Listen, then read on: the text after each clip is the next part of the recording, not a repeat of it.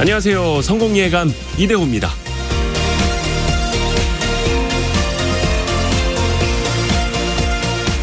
누구와 누구를 비교한다는 건 기분이 썩 좋은 일이 아니죠. 그런데 한국 사람들은 특히나 서로 비교하기 딱 좋은 환경에서 살고 있다고 합니다. 좁은 국토에서 높은 인구 밀도 속에서 단일 민족끼리 오래 살아왔고 또 같은 나이 또래에 가야 하는 학교, 해야 하는 일이 비교적 정형화되어 있죠. 게다가 살고 있는 집, 타고 다니는 자동차도 비슷비슷하게 생겼습니다. 그렇다 보니까 집의 위치, 아파트 동 혹은 층수까지 알면 누구누구의 집값을 비교적 정확히 알 수가 있죠.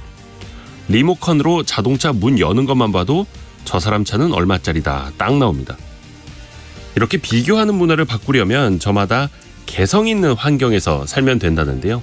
외국처럼 말이죠. 근데 그게 사실 쉽지는 않죠.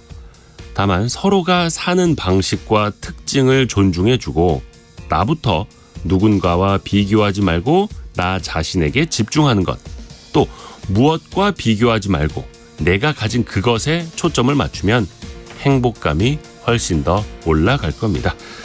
5월 24일 성공예감 이대호입니다. 시작합니다.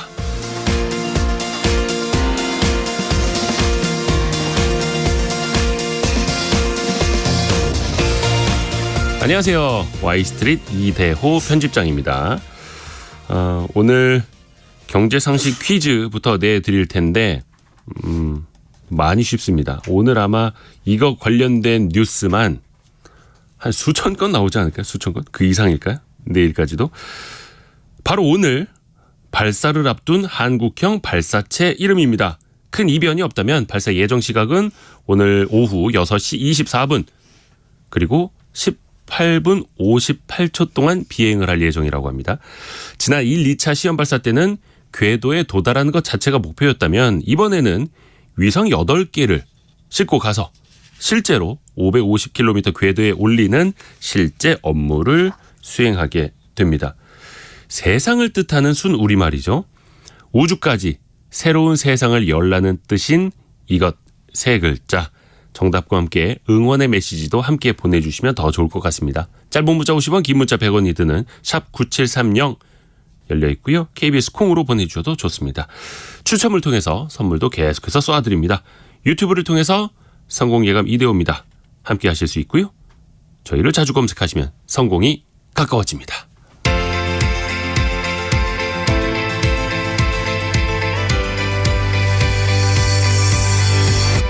KBS 1라디오 성공예감 이대호입니다. 김동하님이 제일 먼저 보내주셨네요. 김동하님. 예. 그리고 6175님이 목소리가 이제 99% 돌아왔네요. 성공예감 화이팅. 고맙습니다. 6175님 고맙습니다. 99% 돌아왔네요. 근데 이제 오프닝 하고 있는데 옆에서 고란 기자님 막 재채기하고 있고. 괜찮으세요? 네. 그렇게 콕 집어 말씀해 주시면 민망합니다. 아니 비염이에요? 감기예요? 비염 같아요. 그래요? 네. 알고란 고란 경제 전문 기자 머니투데이 방송 염현석 기자 함께합니다. 어서 오세요. 네, 안녕하세요. 안녕하세요. 그래도 고란 기자 아이템부터 먼저 들어볼게요. 네네네. 네. 빚 얘기 드리겠습니다. 그 가계 빚인데요. 여윳돈이 생겨도 지갑을 닫고 빚부터 갚는다라고 합니다. 1분기 가계 빚이 최대폭으로 줄었고요. 이 정부도 빚 문제에 관심을 쏟고 있는데요. 지자체 우발 채무 3조 5천억 집중 관리에 나선다라고 합니다. 또 다른 하나는 그 SK 소식인데요. 이 최태원 회장 이혼 소송에 SK 계열사가 가세했습니다. 노소영 미술관 SK 빌딩에서 나가라라고 소송을 벌이고 있는데요. 이 관련돼 가지고 최근에 세 자녀가 재판부에다가 탄원서를 제출했다라고 합니다. 현재 상황 짚어보겠습니다. 네. 염현석 기자는요? 네, 제가 준비한 주제는 누리호랑도 관련이 있습니다. 네. 누리호의 대표 주자인 이제 한화그룹에서 어제 큰 사건이 있었습니다. 대우조선 해양을 이제 인수를 했는데요. 네. 그거에 대해서 한번 알아보고요. 또 불경기 때문에 세수가 좋지 않습니다. 이럴 때 더 문제가 되는 게 바로 고액 체납자 문제인데요. 이 부분도 한번 살펴보려고 합니다. 자, 고란 기자. 가계부채, 가계빚 이야기인데 조금씩은 줄고 있어요. 얼마나 감소한 건지부터 따져보죠. 예, 한국은행이 23년 1분기 가계신용 통계자료를 발표했는데요. 여기서 이제 가계신용이라고 하는 건 우리가 흔히 생각하는 빚 있잖아요. 네. 그 가계대출 더하기 흔히 말하는 카드값 요거 판매 신용 요걸 더한 거다라고 생각하시면 됩니다. 1분기 말 가계 신용 잔액은 1,853조 원, 전분기보다 13조 7천억 감소했습니다. 0.7% 줄었고요.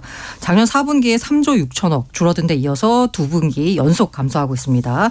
분기 감소폭으로는 2002년 4분기 통계 작성 이후에 가장 큽니다. 이 가계 신용, 그냥 가계 빚이라고 할게요. 네. 가계 빚이 전년 동기 대비 감소한 것도 이번이 처음입니다. 세부 내용을 살펴보면 아까 제가 가계 대출과 판매 신용, 카드값으로 구성되어 있다라는 말씀드렸잖아요. 네. 가계 대출 잔액은 전분기보다 10조 3천억 줄었습니다. 주택담보대출, 주담대가 5조 3천억이 늘었는데요. 이 신용대출 등 기타 대출이 15조 6천억 줄었습니다. 판매 신용 잔액, 그러니까 카드값이죠. 이건 전분기 대비해서 3조 4천억 줄었습니다. 이 판매 신용이 축소된 것은 코로나19로 소비가 급감한 20년 4분기 이후 9분기 만에 처음입니다. 그럼 왜 가계 신용 줄었을까? 네. 고금리의 가계 대출 자체가 줄었고요. 무이자 할부 혜택 축소 등으로 신용카드 사용액이 줄었습니다. 근데 우리나라 원체 이제 부채 규모가 많았으니까 더 느는 것도 부정적이긴 한데 사실 이게 빚이 줄어드는 것도 어찌 보면 꼭 좋은 것만은 아니에요. 네. 사실 가계 빚 자체는요. 경제 규모가 커지고 금융 시스템 발전하면서 늘어나는 게 일반적입니다. 네. 급격하게 늘어나지만 않으면 괜찮아요. 그런데 1분기에는 가계 대출, 신용카드 사용, 통계 작성 후 처음으로 모두 줄었다라는 점에서 약간 눈여겨볼 부분인데요. 네. 한국은행이 해석한 거는 1분기 왜 가계 대출 줄었을까? 연초로 지급받은 상여금 요걸 가지고 예전에는 투자를 했다면 이제는 대출을 상환한다라는 겁니다. 금리 비싸니까. 네, 맞습니다. 여윳돈으로 소비 늘리는 거 아니고요. 이자 부담 때문에 대출 상환을 선택하는 가게가 많았다라는 겁니다. 카드 사용 줄어든 거 당연히 소비 위축 신호로 볼 수 있다라는 겁니다. 이 때문에 현장에서는 소비 둔화 우려하는 경고 목소리가 높아지고 있는데요. 지금 공실률이 절반 50%가 넘는 사무실 임대업체도 생겨났다라고 하고 있고요. 코로나19 때 소비가 늘어났던 업종 같은 경우에는 최근 들어서는 오히려 매출이 급감하는 역코로나 이 현상도 생기고 있다라고 합니다. 이 같은 현장 분위기를 보면 1분기에 민간 소비가 전분기 대비해서 0.5% 증가하면서 경기를 떠받친 것과는 좀 다른 분위기입니다. 현장 분위기랑 통계가 다르다. 어떤 이유로 따져보면 될까요? 이게 여러 이유가 있지만 그 한국은행이 제시한 해석 중에 이게 좀 눈길이 갔거든요. 네. 민간 소비 증가폭의 상당 부분이 내국인이 해외에서 쓴 국외 소비가 차지했다라는 겁니다. 쉽게 말해서 우리가 해외여행 너무 많이 갔다라는 거죠. 야, 네. 이거 민간 소비가 늘어났다고 해서 좋아할 게 아니었던 예, 거예요. 그러네요. 네, 작년 4분기 가계 소비 가운데 해외 순소비가 전분기 대비해서 4,200억 정도 증가한 1조 8천억이었습니다. 이게 가계 소비를 0.2%포인트 끌어올린 것으로 분석하거든요. 네. 순관광객 수, 그러니까 해외 여행객에서 외국인 여행객을 뺀 거. 이 순관광객 수가 2배 가까이 늘었습니다. 그러니까 국외 소비는 아마 더 늘어났을 것으로 추정이 되고 있고요. 다시 말해서 1분기 민간 소비 증가율이 0.5%라고 말씀드렸는데 이거 상당 부분이 국외 소비다라는 겁니다. 해외여행 같은 경우에는 지표상 민간 소비를 늘립니다. 그런데 경기 부양에는 별로 도움이 안 돼요. 한은이 분석해 봤더니 내국인이 우리나라 사람이 해외여행을 가서 쓰는 비용의 70%가 해외에서 소비하는 겁니다. 뭐 당연하겠죠. 뭐 비행기값 빼면 거의 다 해외에서 쓴다라고 볼 수 있으니까요. 국내 소비가 늘면 고용 증가로 이어지니까 경기에 도움이 되는데 해외에서 소비는 이런 선순환 효과가 거의 없습니다. 근데 요거를 이제 너무 또 걱정할 건 아니다라고 해석하는 분들도 있어요. 1분기 가계 신용, 그러니까 빚이 줄어든 게 코로나19 이후에 너무 유동성이 확대된 거 그거 그냥 조정되는 자연스러운 과정이다라는 분석도 있습니다. 20년에서 21년 가계 신용이 연평균 30조 원 이상 늘었거든요. 너무 많이 늘었죠. 이거 감안하면 지금 오히려 완만하게 축소되고 있다라고 봐야 된다라는 해석도 있습니다. 여기까지는 이제 가계 부채 이야기였고 지방정부 부채들, 네. 지자체 부채들도 좀 관리가 필요하다는 지적들 네. 높잖아요. 이 우발 채무 관련된 논란인데요. 이게 대충 한 3조 5천억으로 추산되고 있습니다. 이게 강원 레고랜드 채무 불이행 사태로 촉발된 채권시장 자금 경색 문제 재발을 막기 위해서 한 건데요. 이 우발 채무가 뭐냐라고 하면 우연히 발생될 채무잖아요. 네. 그러니까 지금 당장 갚아야 될 빚은 아닙니다. 그런데 차후에 이 여건에 따라서 지자체가 떠안게 될 수도 있는 빚입니다. 뭐 민간에 보증을 해줬다라든지. 네, 맞아요. 네, 대표적으로 그게 있죠. 네. 그래서 향후에 재정 부담 초래할 수도 있거든요. 지난해 결산 기준으로 보니까 우발 채무가 74건이었고요. 규모가 3조 5천억 추산됩니다. 뭐 걱정을 할 수도 있지만 현재 확정 채무로 전환이 예상되는 우발 채무는 없다라고 합니다. 그러니까 지금 3조 5천억의 빚이 생길 수도 있지만 지금 당장 보면 생길 것 같진 않아라는 거예요. 그런데 생길 수도 있다라는 거예요. 네. 이게 또 정부가 또 우려하는 부분이 뭐냐면 지자체 자체적으로 우발 채무에 대한 관리가 부족했다라는 겁니다. 그러니까 사실 뭐 강원 레고랜드 사태 같은 것도 있었던 거고요. 그래서 지금 우발 채무 같은 경우에는 분류 체계가 기존에는 보증 채무 부담 행위와 예산의 의무 부담 두 가지였습니다. 그런데 요거를 6가지로 세분화하고요. 네. 중점 관리 대상 요걸 선정해 가지고 관리를 강화하겠다라는 겁니다. 염현석 기자 아이템으로 넘어가겠습니다. 한화그룹이 대우조선해양을 이제 공식적으로 품은 거죠. 네, 그렇습니다. 이제 산업은행이 하나그룹이 2조 원 규모의 유상증자를 마쳐서 대우조선의 전략적 투자 유치 절차가 종결됐다고 밝혔습니다. 돈 다 냈다. 그렇죠. 돈 다 냈다. 이런 말인데요. 이 때문에 하나그룹이 어제 바로 임시 주총을 열고요. 대우조선에 대한 2조 원 규모 유상증자 바로 이제 납입 마무리하고 49.3% 지분 인수를 마무리했습니다.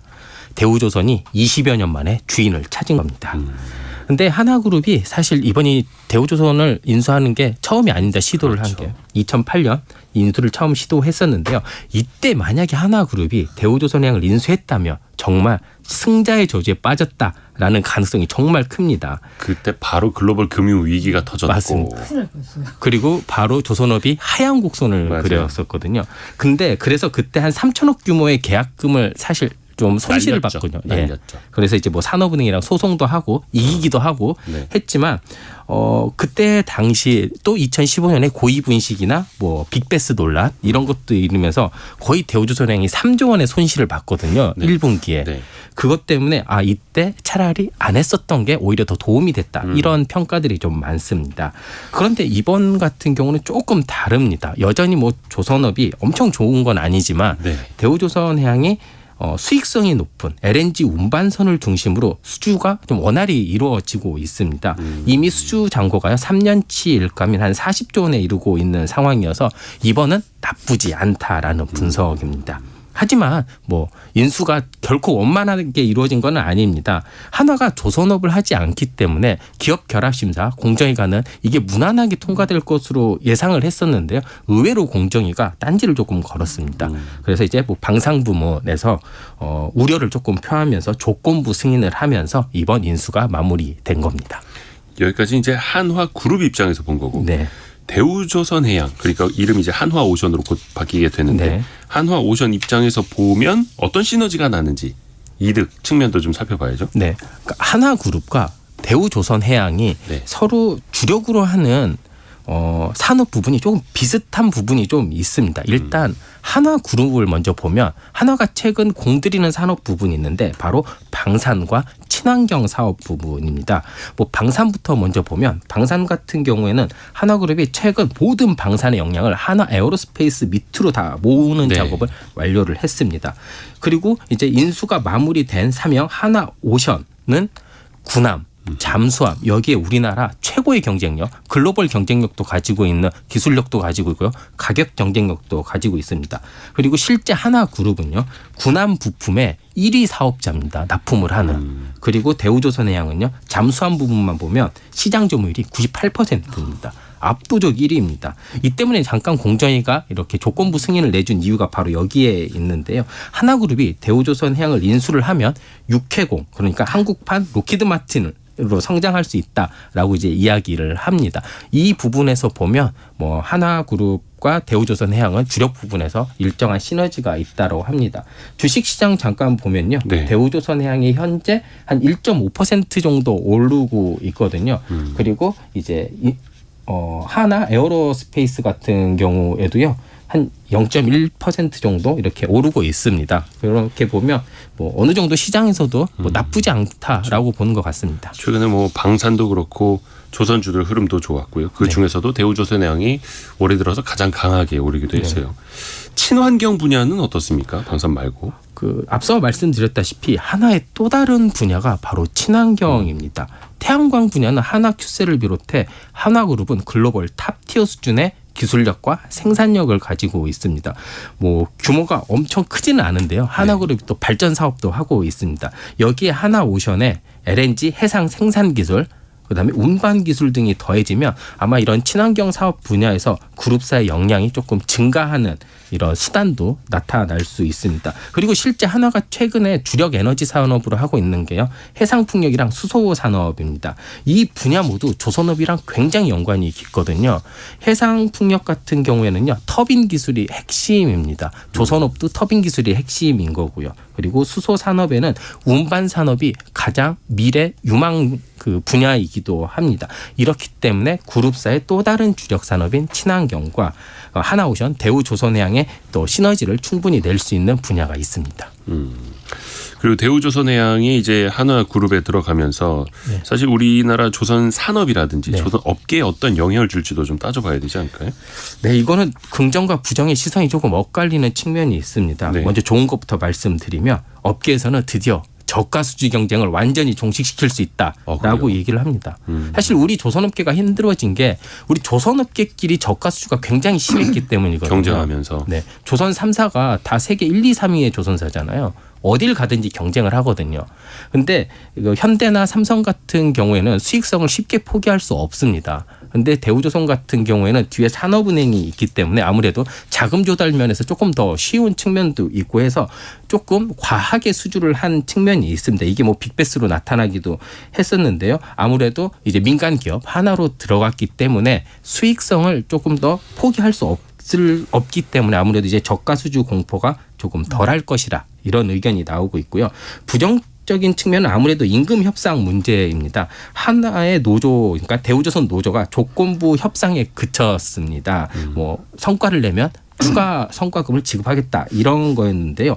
이 행보를요. 현대와 삼성 노조들도 정말 유심히 보고 있습니다. 지금 조선업 전반이요. 수주는 잘 되고 있는데 인력난에 시달리고 있습니다. 이렇기 때문에 쉽게 노조도 뭐 파업이라든지 이렇게 강력 행위를 하기 힘들거든요. 근데 이게 누군가 물꼬를 터져주면 연쇄적으로 번질 가능성이 큽니다. 이 때문에 그 대우조선 노조와 사측이 이렇게 구체적인 협상이 이제 들어가거든요. 네. 이 시선이 엄청나게 쏠리고 있습니다. 근데 다만 개인적으로는요. 조선업 경영진들이 생각을 좀 바꿔줬으면 하는 게 있습니다. 얼마 전에 조선업 경영진과 정부 고위 관계자 간 비공개 회의가 좀 있었는데 조선 경영진이 조선업 인력난 해소를 위해 조선업에 대해 병역 특례를 요구했다라고 합니다. 그러니까 정당한 임금 지불이 아닌 어떻게든 좀 인건비를 좀 줄여보겠다라는 이게 생각인 건데요. 오늘 뭐 기사도 나왔는데 반도체랑 2차 전지 병역 특례도 많이 요구하고 있다라고 하더라고요. 이런 병역 특례가 많이 요구되어 있는 특징이 뭐냐면 단순 노동이 많습니다. 그러니까 저렴한 인건비가 핵심인 부분에 병역 특례를 좀 하고자 하는 건데 뭐 저도 월급쟁이긴 한데 노동의 정당한 좀 대가들을 좀 인정을 좀 많이 해줬으면 좋겠습니다.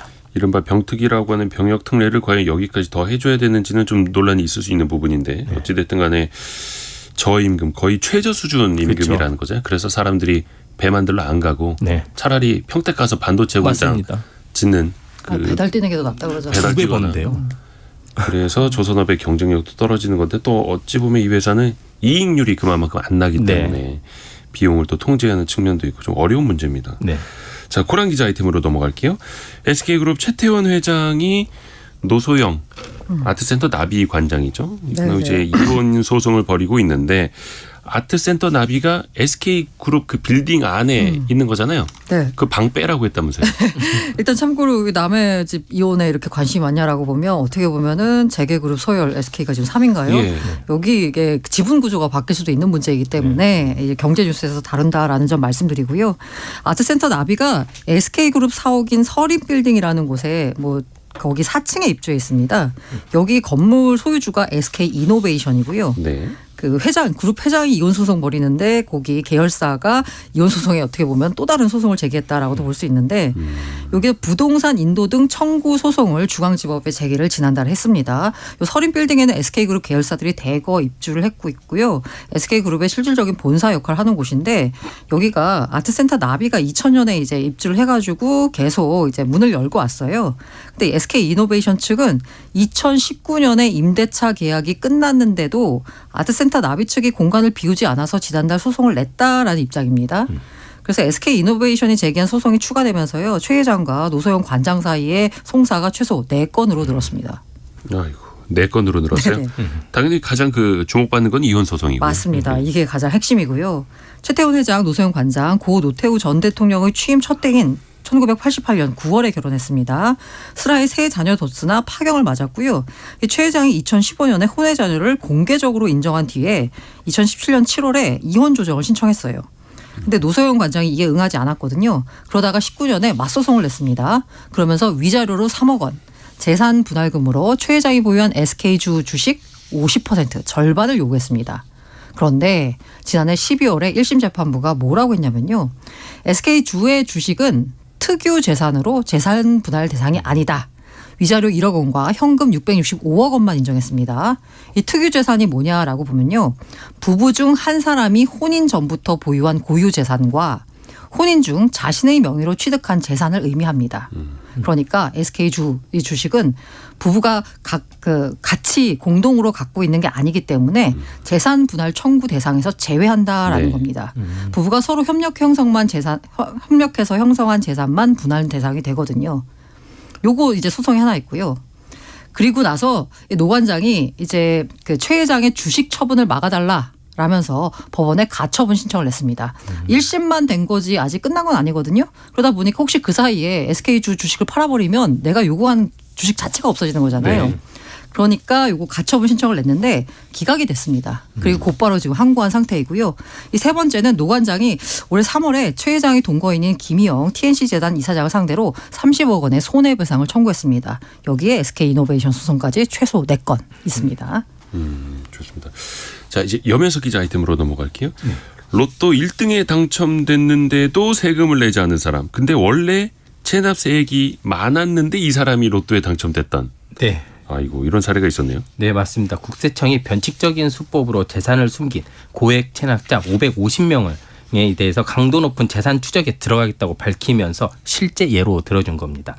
국세청이 예로 들어준 건 크게 3가지인데요. 건설업자가 세무조사를 받은 뒤 부동산 압류를 피하기 위해 가족과 허위로 채무 계약을 맺고 자신의 주택과 상가의 근저당을 설정했고요. 또 다른 부동산 임대업자가요.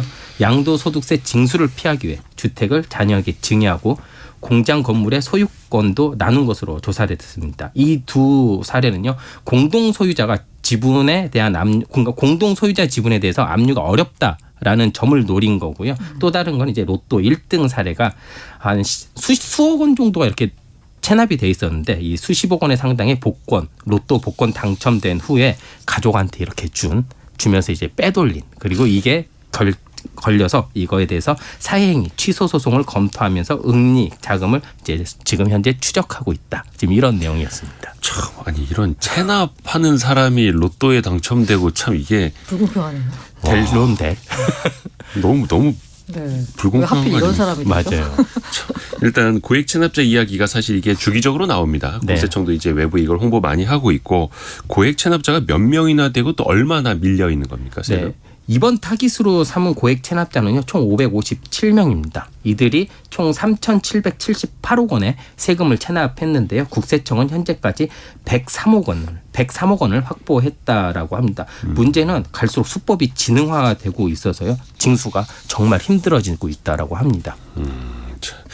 근데 사실 이 체납 세금 받아내는 일도 이게 쉽지가 않더라고요. 네, 맞습니다. 이제 전체 체납 기준으로 말씀을 드리면 작년 말 기준으로 국세 체납액이 102조 5천억 원입니다. 102조 원이요? 네. 이게 1년 전보다 한 2조 원 이상 는 건데요. 예. 이 중에서 파산 등으로 사실상 징수 가능성이 없는 규모가요, 85%나 됩니다. 그러니까 징수 가능성이 있는 정리 중인 체납액이요, 15조 원에 불과합니다. 그러니까 근데 이마저도 징수하기 힘든데요. 특히 고액 상습 체납자 대상 징수 실적이 굉장히 저조합니다. 예. 2004년부터 1년 이상 2억 원 이상 국세를 체납하면요, 고액 상승 체납자 명단이라고 해서 명단을 공개를 하는데요. 예. 작년 말 기준으로 이게 한 4만 명 정도가 됩니다. 이들이 밀린 세금이요. 42조 5천억 원입니다. 누적 기준으로. 근데 이 중 실제 징수가 이루어진 건요. 6%에 불과합니다. 상습 체납자가 4만 명. 네. 그게 42조 원. 네. 그래서 사실 우리나라 이제 1분기에 예상보다 걷지 못한 세금이 24조 원에 달하는데 네네. 이들 것만 받아도 이거 메울 수가 있는 건데 그렇죠. 아이고 좀 국세청에서도 더 힘들지만 노력을 더 많이 해야겠습니다. 또 생각도 많이 좀 바뀌어야겠고요. 오늘 알고란 고란 경제 전문 기자 그리고 머니투데이 방송 염현석 기자 함께했습니다. 고맙습니다. 네, 네, 감사합니다. 감사합니다.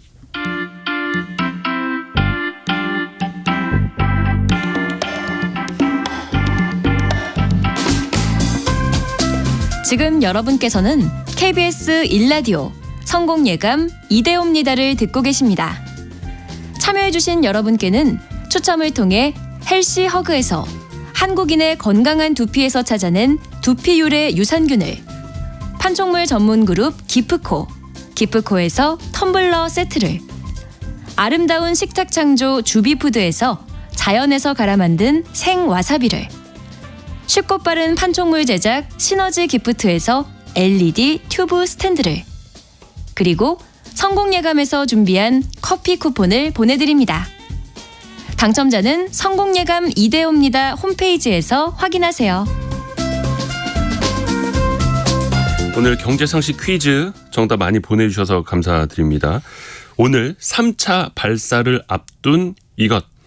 이제는 그냥 성능 검증 테스트가 아니라 실제 임무죠. 실제 임무. 위성 8개를 들고 우주로 올라갑니다. 배송을 잘해야 되는데요. 많은 분들이 응원도 해주고 계시고 김도현 님이 인공위성 배달 잘 해주세요라고 정답도 맞춰주셨습니다. 근데 오답이 많이 들어오네요. 오답이. 제일 많은 오답이 지금 나로호, 온누리, 다누리, 심지어 새누리도 있어요.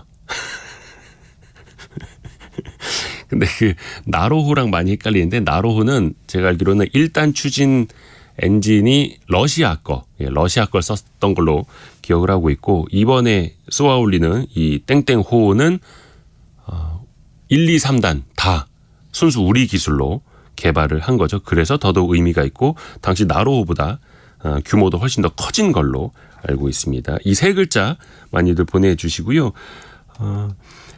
3415님이 앞으로 먹거리는 우주 산업인 것 같습니다. 꼭 성공하면 좋겠습니다. 제가 다 떨리네요 라고 보내주셨는데요. 저희 내일 2부에서 우주 산업을 조금 더 깊이 있게 함께 저희랑 같이 공부해 보시죠. 4605님이 그런데 대우조선해양은 언제 사명을 바꾸나요? 제 ETF 주식에는 아직 변경이 안 된 것 같은데요 라고. 네. 이제 막 한화그룹이 증자 그러니까 돈을 냈다는 거죠. 잔금 이제 막 치른 거고요. 회사 이름 바꾸려면은 잔금 치렀으니까 이제 등기하러 가야죠. 사명 바꿔서 등기하고 그 다음에 등기가 완료됐다라는 걸 들고 한국거래소에다가 제출을 하면 한국거래소에서 주식 그 코드명도 바꾸게 됩니다. 그래서 며칠 더 걸릴 겁니다. 아직까지는 대우조선해양으로 나와 있겠고 돈을 좀 버셨겠는데요. 최근에 주가 많이 올라서 6354님이 매일 출근길마다 아빠와 함께 듣고 있어요. 말로 표현을 못했지만 항상 태워다 주시는 아빠 너무 감사하고 사랑해요. 이렇게 보내주셨습니다. 아이고 따뜻한 문자 고맙습니다. 아버님도 듣고 계셔야 될 텐데 6354 쓰시는 분의 메시지였습니다. 여러분의 사연 그리고 퀴즈 정답 계속해서 기다릴게요. 짧은 문자 50원 긴 문자 100원이 드는 샵 9730 그리고 KBS 콩으로 보내주시면 됩니다. 오늘의 움직임에 주목하고 세상의 흐름을 놓치지 않습니다. 여러분의 내일을 응원하며 성공의 열쇠를 함께 찾아갑니다. 성공예감 이대호입니다. 여러분은 혹시 광화문이나 창덕궁이나 여타 문화재 주변에 높은 빌딩들이 들어서는 걸 어떻게 생각하십니까? 최근에 서울시에서 필요하다면 문화재 옆에다가 높은 건물을 세울 거다라고 밝혔는데요. 과연 지역 개발이 우선이냐 문화재 보존이 우선이냐 또 이 갈등이 될 수도 있겠습니다. 제대로 한번 들여다보죠. 건축 역사학자인 경기대 건축학과 안창모 교수와 이야기 나눠보겠습니다. 안 교수님 안녕하세요. 네, 안녕하세요. 일단 그 기준을 한번 좀 따져볼게요. 문화재 주변은 이게 어디까지 개발할 수 있고 어디서부터는 보호를 해야 되는 건지 기준부터 좀 알려주시겠어요? 사실은 그 문화재 주변에 그 건물을 어느 정도까지 지을 수 있느냐 하는 것은 네. 일률적인 기준은 없고요. 그 문화재가 국가지정 문화재냐 또는 등록문화재냐, 국가지정 문화재 중에서도 그 문화청에서 직접 관리하는 거냐 아니면 시도 지정 문화재냐에 따라서 사실은 그 건축물의 높이라든지 범위를 외관이라든지 이런 것을 규정하는 규정은 각각 다릅니다. 네, 그래서 문화재의 가치와 성격에 따라서 그 각기 다른 규제를 받게 된다라고 생각하시면 될 것 같습니다. 아하.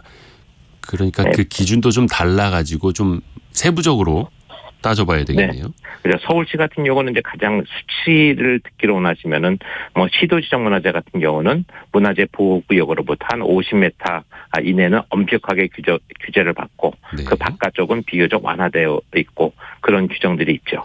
아하, 네. 그런데 이번에 서울시가 일부 조례를 좀 바꿔가지고 네. 문화재 주변도 좀 개발할 수 있게 하겠다 이렇게 들고 나갔다고 하는데 이게 그냥 지자체 조례만 바꾸면 가능한 일인가요? 그거는 기본적으로 불가능하고요.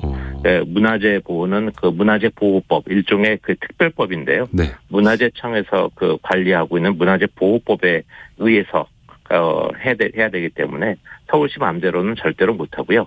단지 이제 불합리한 규정이 있다고 하면은 문화재청에 요청을 해서 문화재청에서 문화재 보호법을 바꾸든지 또는 문화재 보호법이 허용하는 한도 내에서 제한적으로 서울시가 재량권을 행사할 수 있는 방법은 있겠죠. 네, 그러니까 당연히 뭐 법 밑에 있는 게 조례니까요. 그렇죠. 네. 그러면 서울시 입장에서도 뭐 개발의 필요성이라든지 개발로 얻을 수 있는 이득이 있으니까 또 그런 생각을 하는 것 아니겠습니까? 지금 서울시의 발표가 구체적인 내용이 있지 않아서 네.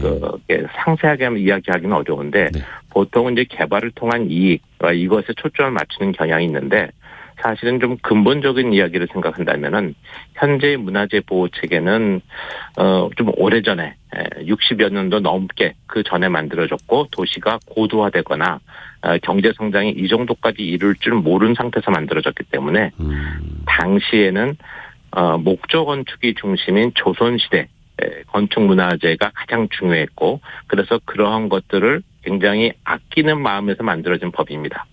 그런데 지금은 이제 고건축뿐만 아니라 석조라든지 콘크리트라든지 근현대 건축 문화재도 굉장히 많이 생겼기 때문에 사실은 그 고밀도를 전제로 하는 도시에서는 과거에 그 조선시대의 목조 건축 중심의 문화재 보호 체계는 좀 불합리한 측면이 있죠. 그래서 이제는 시대도 바뀌었고 문화재의 종류나 특성도 굉장히 많이 바뀌었기 때문에 목조냐 비목조냐 이거보다는 오히려 도시 문화재냐 비도시 문화재냐 또 도심에 위치하고 있느냐 비도심에 위치하고 있느냐에 따라서 각기 다르게 상세하게 좀 조정할 필요가 있다고 생각합니다. 그게 교수님께서 주장하시는 이 문화재 보호법 체계를 근본적으로 바꿔야 한다라는 그런 말씀이신가요? 바로 그 부분입니다. 네. 사실은 목조 건축은 굉장히 섬세하고 귀하게 다뤄줘야 되지만은 근대기에 대량 생산 시대에 대량 소비 시대에 만들어지는 그러한 콘크리트 구조체로 되어진 문화재 등등은 좀 더 관리하는 방법이 좀 더 달라야 되거든요. 네. 그리고 오래전에 문화재가 이미 존재하고 있는 상태에서 개발된 지역과 그다음에 문화재가 없었는데 나중에 문화재가 새롭게 지정되면서 주변을 보호하게 되는 경우도 또 다른 상황이 발생하기 때문에 일방적으로 문화재로 인해서 재산권이 침해됐다라고 말하는 것도 옳지 않지만 그렇다고 그것을 풀어주면 모두가 다 좋아진다. 뭐 이렇게 보는 것도 사실은 너무나 일방적인 것이라서요. 이 도시적 환경과 시대적 환경이 바뀌었다는 것, 그다음에 문화재의 종별이 다르다는 것을 충분히 감안해서 아주 섬세하게 법을 조정할 필요가 있다라고 생각합니다. 그러니까 획일적으로 규제하거나 획일적으로 뭐 개발하거나 이래서는 안 된다. 상대적으로 따져봐야 된다라는 말씀이시네요. 그렇죠. 지금까지 그 문화재 보호법도 시대에 따라서 근대 유산을 보호하는 법이 새로 생기기도 하고 일방적으로 안각 규정에 의해서 사선 제한을 하던 법규를 문화재 현상 변경 기준이라고 해가지고 문화재의 특성에 맞게 바꾸려는 시도를 안 한 건 아닌데 네. 사실 그러한 시도가 굉장히 천천히 시대적인 변화와 문화재의 확산 정도에 비춰보면은 굉장히 미흡한 측면이 있기 때문에 아마 이번에 서울시의 그러한 요구가 문화재 보호 체계를 근본적으로 다시 한번 생각하는 기회가 되면 좋겠다 싶은 생각은 듭니다. 그리고 또 전 국민적으로 이 문화재 네. 보호 그리고 그 거리 규제 이게 많이들 이제 회자가 됐던 사례가 2년 전에 그 인천 검단에 있는 한 아파트 아닙니까? 왕릉 주변에 지어졌는데 네네. 제대로 거리 규정을 짓지 않아서 이거를 허물어야 되느냐 말아야 되느냐 막 소송까지 갔었고요. 그렇죠. 그 논란이 지금은 어떻게 진행되고 있는 건가요? 그 부분은 지금 현재 그 건물을 철거해야 된다라는 논란도 많이 있었지만은 네. 현실적으로는 그렇게 못한 것 같습니다. 예. 근데 당시에 이제 그 검단 신도시의 세계문화유산을 그 위협하는 그런 불법적인 사례 같은 경우는 문화재 보호법 자체의 문제가 아니라 사실은 그 절차를 지키지 않은 네. 데서 발생한 문제거든요.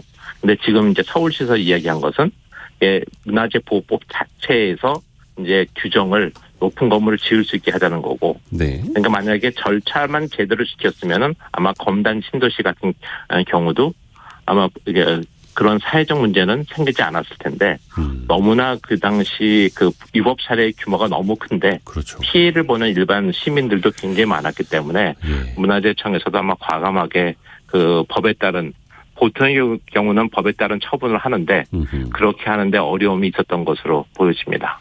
그렇죠. 뭐 분양받은 사람들 거의 아파트는 거의 다 지어놓은 상황이었으니까 이러지도 그렇죠. 못하고 저러지도 못하고. 그렇지만 그 법을 지키지 않아서 생긴 문제는 일단 그 엄격하게 좀 규정을 적용할 필요는 있다라고는 생각은 드는데 그 적용하는 방법에 융통성을 부여한다는 생각을 했었을 거라고 보여집니다. 또 하나가 이 네. 문화재 인근의 개발을 규제하는 게 지나치게 네. 재산권을 침해하는 것 아니냐. 우리의 재산권은 어떻게 하라는 말이냐 이런 반론들도 있잖아요. 여기에 대해서 교수님은 어떻게 생각하세요? 사실 그거는 두 가지 측면에서 볼 수 있을 것 같은데요. 예. 만약에 이미 오래전부터 오래된 문화재가 있는 지역 같은 경우는 사실은 문화재를 놓고 주변 지역이 개발될 때 네. 문화재 보호를 전제로 해서 주변에 집가라든지 개발의 그 규칙이 만들어졌었기 때문에 네. 사실 문화재 때문에 새로운 피해를 보는 건 없다고 생각합니다. 왜냐하면 이미 문화재가 낮아진 이미 가격이기 때문에. 그렇죠. 그걸 전제로 거래가 형성되고 그러기 때문에 그런데 만일에 이렇게 기존에는 문화재가 아니었는데 나중에 문화재적 가치가 인정이 돼서 그것을 문화재로 하게 되면 주변이 피해를 입는 경우가 있죠.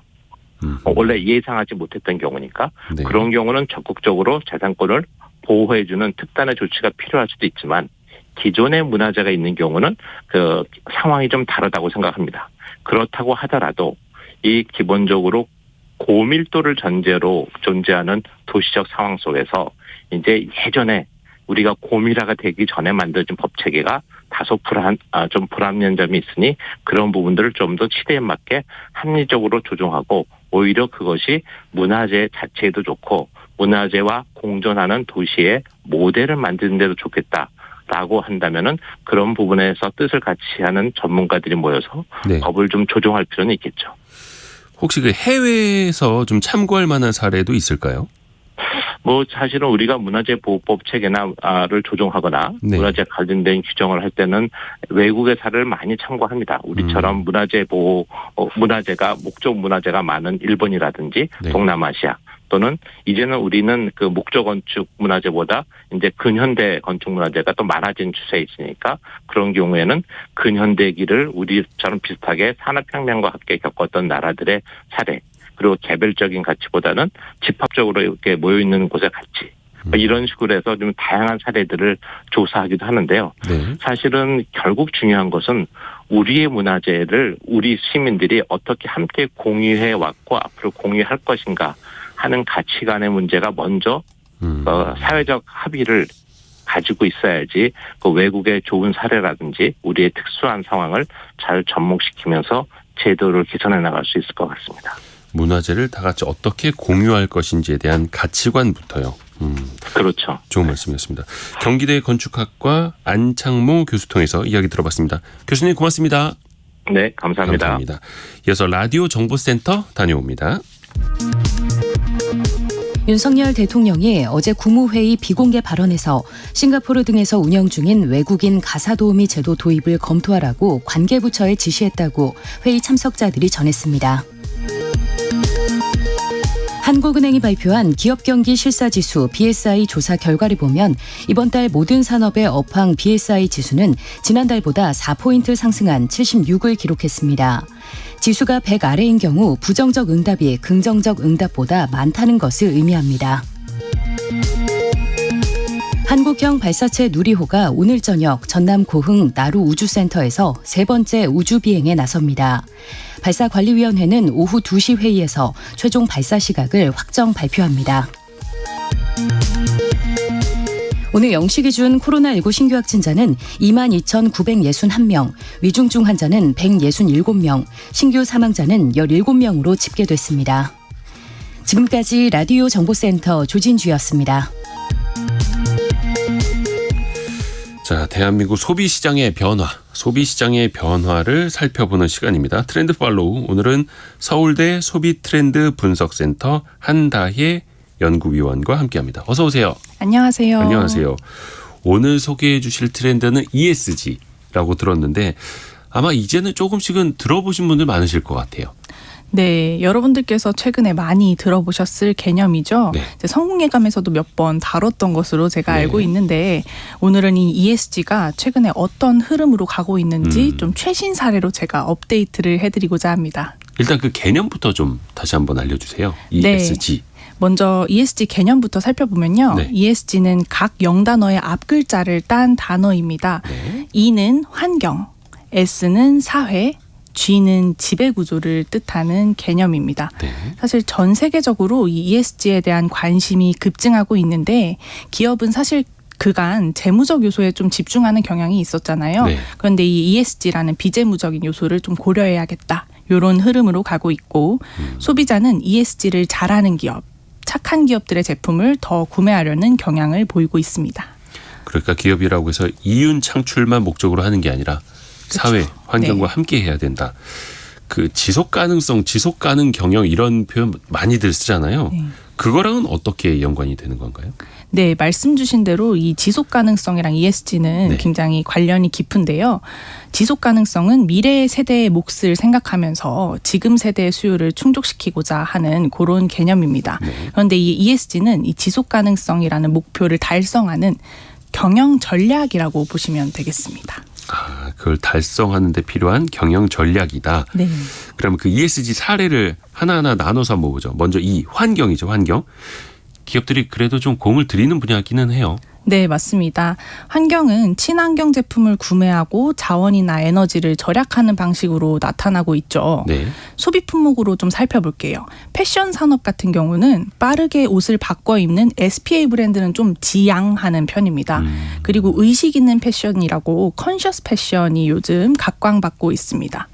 파타고니아는 대표적인 친환경 실천 기업이죠. 네, 네. 여기서 대표님이 이제 온리 드라이 클리닝 소재의 옷은 팔지 않겠다. 이렇게 선언을 하기도 했어요. 아, 드라이 클리닝 해야 하는 옷은 안 팔겠다. 네네. 드라이 클리닝이 환경오염의 주범이다. 이런 얘기가 나왔기 때문입니다. 그래요. 세탁소 네. 사장님들 들으시면 기분 안 좋아하시네요. 네. 그리고 외식 산업 같은 경우는 플라스틱 빨대나 이런 일회용품을 없애고 전부 종이로 바꾸고 있잖아요. 네. 네. 그래서 최근 배달의 민족에서는 친환경 배달 문화 정착을 위해서 다회용 배달 용기를 좀 사용할 수 있는 이런 기능들도 도입을 하고 있습니다. 그리고 전자제품 같은 경우에는 저전력이나 친환경 에너지를 활용해서 뭐 솔라셀 리모컨 이런 식으로 기술을 활용한 그런 에너지 효율 방식으로 가전제품들이 나오고 있습니다. 그러니까 리모컨도 계속해서 건전지 바꿔 끼는 게 아니라 그쵸. 약간의 빛을 이용해서 충전하면서 쓸 수 있는 리모컨도 나와 있고 네. 뭐 친환경 흐름은 당연히 해야 하고 좋은 건데 약간 모양만 친환경 네. 약간 껍데기 아니냐라는 지적들도 좀 있잖아요. 네, 정확한 지적이십니다. 최근 이제 불거지는 우려로 그린워싱이라는 문제가 있어요. 그린워싱. 네, 요 그린워싱은 실제로 환경에는 악영향을 끼치는 제품인데 네. 광고나 마케팅에서 친환경적인 이미지를 내세우는 행위를 말합니다. 그걸 또 포장을 하는 거네요. 네네. 근데 과거와 다르게 소비자들이 워낙 똑똑해요. 예. 그래서 이런 것에 대해 바로바로 알아차립니다. 아하. 그래서 이제는 친환경을 하나의 마케팅 수단으로만 활용하는 기업들에 대해서 굉장히 비판적인 시선을 보이고 있죠. 이제 기업들은 진짜 찐 친환경을 선보여야 될 때라고 볼 수 있습니다. 좋습니다.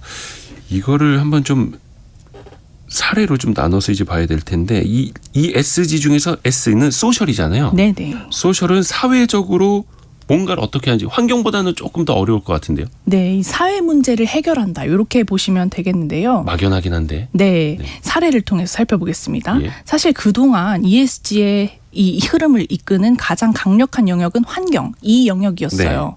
그런데 최근에는 S, 이 사회 영역이 굉장히 글로벌적으로 부각이 되고 있습니다. 대표적인 사례가 베리어 프리라고 해서 좀 모든 다양성을 존중하고 장애인들도 편하게 살아갈 수 있는 사회를 만들자, 이런 흐름인데요. 예를 들어서 최근에 삼성전자에서는 이 저시력자 그리고 시각장애인들을 대상으로 TV를 볼 때 좀 더 뚜렷하게 볼 수 있는 릴루미노 기능이라는 것을 TV에 탑재하기도 했습니다. 릴루미노 기능이요? 네네. 이게 좀 더 뚜렷하게 볼 수 있는 이런 기능인데요. 또 식품회사 같은 경우에는 음료 업계에서도 시각장애인들을 위해서 패키징을 좀 개선하고 있다고 해요. 원래 기존 음료에는 점자 표기가 음료 아니면 탄산 요 두 가지가 전부였다고 하는데요. 토레타 같은 그 음료 아시죠? 네. 거기서는 브랜드명 자체를 이제 점자 표기로 바꿔서 패키징하여서 소비자들에게 칭찬을 받기도 했습니다. 이렇게 오돌도돌 튀어나오게 그거 손으로 만지면 네. 이 음료의 브랜드까지도 시각장애인이 알 수 있게끔. 네네네. 어떻게 보면 사실은 하나라도 더 팔기 위한 마케팅인데 이게 실질적으로 사회적으로 의미는 있는 거네요. 네. 또 이게 다양성을 존중하자라는 의미도 좀 있겠어요. 네, 맞습니다. 또 다른 사례를 살펴보면 구글 같은 경우는 과거 카메라가 피부톤이 어두운 사람들을 제대로 촬영하지 못한다는 이런 기술적인 한계가 있었습니다. 예를 들어서 흑인의 경우에는 실제보다 피부색이 좀 입체적으로 표현되지 않아서 사진으로는 정확하게 담아내기 어려웠는데요. 최근에 하버드 팀과 같이 몽크 스킨톤이라는 걸 개발했어요. 그래서 피부색과 관계없이 모든 사람들의 얼굴을 제대로 인식하는 이런 기술을 개발해서 다양성을 존중하는 이런 변화들을 또 보이고 있습니다. 기업들이 실질적으로 변하고 있고, 근데 앞서서 이제 그 그린워싱이라는 거 환경적으로도 노력은 하는 것 같지만 포장만 잘 되어 있는 과도한 홍보 그 말씀해 주셨는데 9946님이 종이 빨대가 비닐로 포장되어 있는 거 보고 어이없었다고 보내주셨어요. 네. 그것도 그린워싱 이런 게 사례네요. 대표적인 그린워싱 네네. 사례라는 거죠. 자, ESG 그 G가 거버넌스라고 해서 기업의 지배 구조를 말하는 거잖아요. 근데 사실 이거는 기업들이 그 소유주와 관련된 직접적인 이야기여서 사실 조금 피하려고들 하지 않던가요? 네, 사실 아직까지 ESG 중에서 G에 대한 논의가 가장 적게 이루어진 것이 사실입니다. 그렇죠. 이제 기업 조직의 다양성이나 전문성, 투명성을 좀 더 키우고 윤리적인 경영을 실천하려는 이런 흐름들이 조금씩 보이고 있긴 한데요. 아직 눈에 띄는 사례는 없지만 소비자들이 굉장히 눈여겨보고 있는 부분이라서 앞으로가 좀 더 기대되는 부분이라고 할 수 있겠습니다. 사실 이게 기업들이 ESG 경영을 신경 쓸 수밖에 없는 게 처음에는 뭐 해라 말아라가 아니라 나중에는 소비자들이 그 기업의 제품을 선택해 주느냐 아니면 멀리 하느냐 평가를 하지 않습니까? 거기서 또 중요해지는 거죠. 네, 맞습니다. 소비자는 기업의 ESG 활동에 굉장히 관심이 많습니다. 특히 이 2030 젊은 세대들이 친환경적이고 윤리적인 이런 회사들의 제품을 소비하는 경향이 굉장히 강한데요. 네. 요걸 일각에서 이제 ESG 감수성이라는 말을 부르기도 하는데 젊은 소비자일수록 이런 ESG 감수성이 더 강합니다. 제가 통계를 한번 살펴봤어요. 근데 실제로 ESG를 대하는 것에 세대적 차이가 나는지. 근데 요 Z세대라고 불리는 1990년대 후반부터 2000년대 중반까지 태어난 이 세대는 제품이나 서비스가 좀 더 비싸더라도 추가 비용을 지불하고 나서라도 이 ESG 제품을 더 구매하려는 경험이 많습니다. 아, 조금 더 비용을 내더라도 네. 조금 비싸더라도 그래도 뭔가 ESG 환경도 지키고 제대로 된 기업의 물건을 사겠다. 어떻게 보면 당연한 거네. 왜냐하면 ESG 지키겠다고 하면 기업들 입장에서는 비용이 높아질 수밖에 없어서 그렇죠. 네. 그것도 신경 쓸 수밖에 없는데 결국은 소비자들이 그렇게 선택을 해주면 기업들도 같이 변하는 거고 네. 어찌 보면은 기업과 소비자가 부담을 나누는 걸 수도 있겠어요. 네, 맞습니다. 앞으로 이 ESG 어떻게 변화할지 좀 시대의 흐름은 어떻게 갈지. 네, 사실 2023년 최근 불경기로 인해서 이 ESG 흐름이 다소 좀 느슨해지고 있는 것은 사실입니다. 아무래도 돈이 안 들고 네, 기업들 네. 경영 환경 어려워지면 당장 먹고 사는 것부터 챙기게 되죠. 그렇죠. 기업뿐만 아니라 사실 소비자도 당장의 허리띠를 좀 졸라매야 하는 상황이 생기면서 그렇죠. 이 친환경이나 사회 문제 해결은 좀 뒷전이 될 수밖에 없잖아요. 그런데 이제 주요 국가들의 ESG 규제가 시행되기 시작했습니다. 그래서 이 ESG 추진력에 큰 이변은 없는 상황입니다. 특히 2023년 올해는 국내 기업들의 ESG 적용에 있어서 좀 많은 변화가 예상되는데요. 기업들은 ESG에 대응하는 데 있어서 자사만의 우리 기업만의 ESG 실천 방법이 뭘지 좀 고민하는 것이 굉장히 중요해지고 있습니다. 사실 무작정 점수 쌓는 식의 그런 ESG 경영이 좀 아니라 이제는 체계적으로 준비하고 대응하는 ESG 경영이 필요한 때겠죠. 근데 사실 무엇보다도 소비자가 가장 중요한 역할을 합니다. 소비자는 이 관심의 흐름을 놓지 않는 것이 가장 중요합니다. 계속해서 꾸준히 ESG에 대한 관심을 보여줘야 할 것입니다. 그래야 기업들도 ESG를 놓지 않고 꾸준히 달성하려고 노력할 것입니다.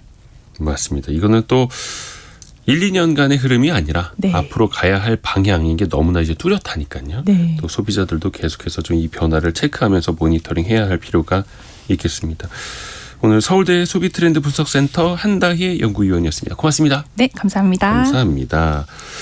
많은 분들이 오늘 그 경제상식 퀴즈 정답도 보내주고 계시고요. 아직 그 더 보내실 시간이 남아 있습니다. 나로호 아니고, 예, 온누리호 아니고, 다누리호도 아니고, 예, 세 글자. 아까 3838님이 나라라 이대호, 예, 뭐 나로호나 이대호나 고맙습니다. 아무튼. 저는 못 나니까 예, 오늘 6시 24분에 발사하는 이것이 예, 잘 날아가기를 성공하기를 기원해 보겠습니다. 2부에서는 미래생활사전 시간에 세계에서 가장 말이 많고 돈도 많고 논란도 많은 인물 테슬라 CEO 일론 머스크에 대해서 자세히 들여다보는 시간 준비되어 있습니다. 재밌을 겁니다. 잠시 뉴스 듣고 10시 5분에 송일아 기자와 함께 돌아오겠습니다.